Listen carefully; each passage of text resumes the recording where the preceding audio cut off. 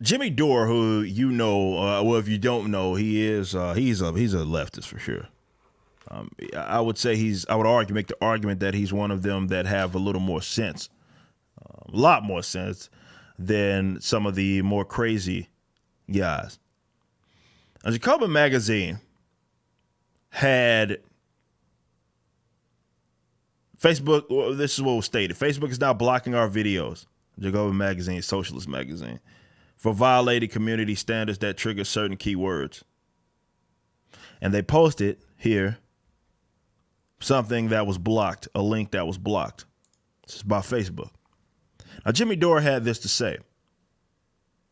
I had many spirited debates about censorship in the TYT. This is the Young Turks. I guess he was formerly of the Young Turks, if I'm not mistaken. Says, I was warning that being pro-censorship will always come back to bite the left even harder. Reminder, no matter how much you hate someone who is speaking, the antidote to bad speech is more speech, not censorship. Now, of course, Jimmy's right. Now, obviously, we're talking about censorship, not necessarily in a governmental standpoint, but in the way of social media and social media giants. So they generally praise, and as they have, you've seen this happen as conservative commentators have been taken off of these platforms, the Twitters of the world, the Spotifys, the Facebooks. Alex Jones was one of the first ones to go, almost in a unanimous, seemed like a collective position to do this by way of pretty much every major platform. They got him off.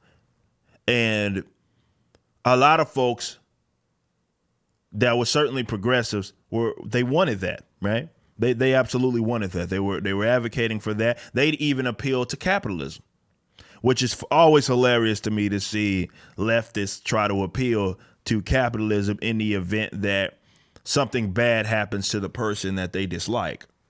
Then they're pro-capitalist. Right. Oh, it's their private property. They can do whatever they want. Any other setting, they don't like that. I digress, though. But, they would, of course, cheer this on. They would cheer all of this crap on in the event that someone was taken off of a platform that they didn't like, because they don't like that information spreading. They see it as a threat. They see it as the competition. So if they can get you off, it isn't about you even saying crazy things. You don't have to say completely crazy things. You can just kind of be on the borderline, and they want you off. They'll paint you as the most evil, vile person, and I don't really care about how you feel about Alex Jones or the others. I'm just using them as an example. Now, I want to be the first to say that I want to be the first to say that I don't. Obviously, I feel like they can do whatever it is they want. Even conservatives disagree with me, which is odd, but whatever. When it comes to the Facebooks, the Twitters of the world, they can take whoever off of whatever, YouTube. They can take whoever they want off the platform. Now, that's their absolute right to do that, including me. That would mean I wouldn't complain if they took me off. I've been banned on some of these platforms, but in the event that they did it, it's absolutely their right. Believe it or not, there are alternatives that exist. They have a monopoly is bull crap. This is something that people say because they know that most of the people exist on those said platforms, and I get it. But that's not what a monopoly is, right? That's not what a monopoly isn't. Just a big business or a platform that people utilize. Most people are generally on. That's not what it is. There are several alternatives to Facebook, YouTube, and Twitter. Now, they might not have the base, the user base that the Twitters and the YouTubes of the world have, but they have that base. Now, my issue has always been with these platforms: are they getting some sort of government assistance, or be it in government contracts or anything like that, artificially propping them up? Are they benefiting some sort of regulation? That's a whole different conversation, and that's a conversation worth having, though.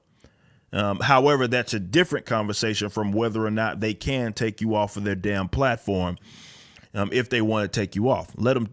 I don't want to say let them, but this is why I've always made the argument that if you are to be taken off a platform, stop arguing from the sense of, trying to get government to regulate them. That doesn't help the issue. If anything, argue from the position of terms of service, which is essentially a contract that goes both ways. Are they honoring their side? You'd be surprised if you focused on that, and the best, especially these Facebook lawyers focused on that, and YouTube lawyers focused on that, how much they could actually get stuff done and get things influenced. But instead, they're trying to get the damn government to regulate them. They don't understand. Either way, as always, it makes its way all the way around, and it starts to circle the wagon. And what these leftists are finding is that a particular platform in Facebook isn't being as friendly to them as maybe some of the other platforms, but they demand that, they expect that, because remember, they're the good guys after all. They're the good guys after all, right? You ban the people that they dislike. You don't ban them, because of course they think they have the ideas on their side, and they care so much about the people. So you couldn't dare ban them. Not how it works. So now they are coming to the realization that they can get it too.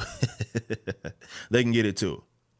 And they are being censored by way of Facebook. Doing a lot of air quotes today. And they have an issue with it. I have no issue with them having an issue with it. But what I'm doing is pointing to the fact of the door that you open, that you leave open, that you bust open.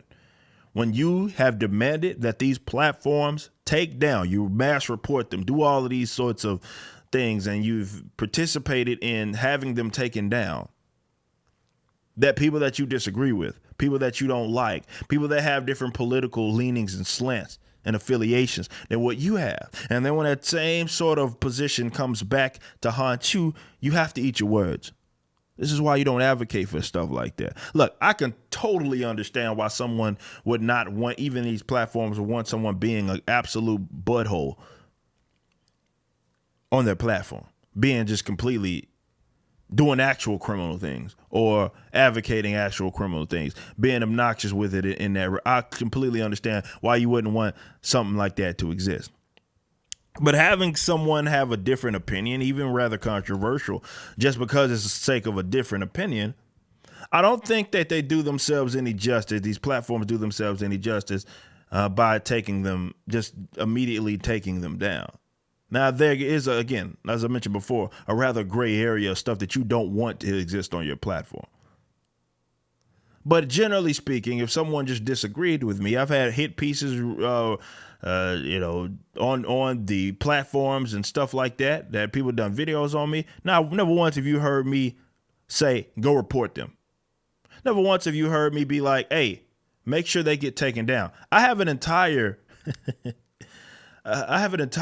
like, what do you call it, playlist on YouTube, completely dedicated for acknowledging these.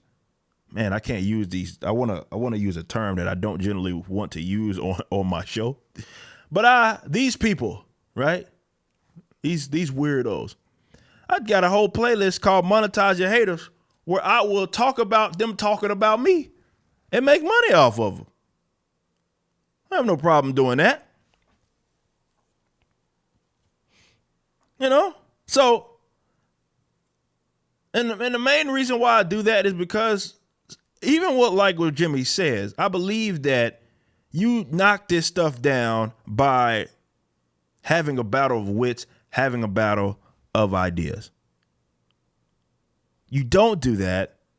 You don't do that by simply having them forcefully taken down, forcefully in the sense that they just completely removed by the platform or the person that owns the platform or what have you. That's not anything that I'm absolutely about. So me personally, I think that let the battle of wits happen. Let these people argue. Let these people have conversations with each other, and let's see what happens from there. Okay? But this is what you're not excluded. And as a lot of these leftists are seeing, they can come for you too. Maybe you should not be advocating that the people that are your opposition, just because they have different political positions, maybe you shouldn't be advocating that they be removed from your platform. That's all I'm saying.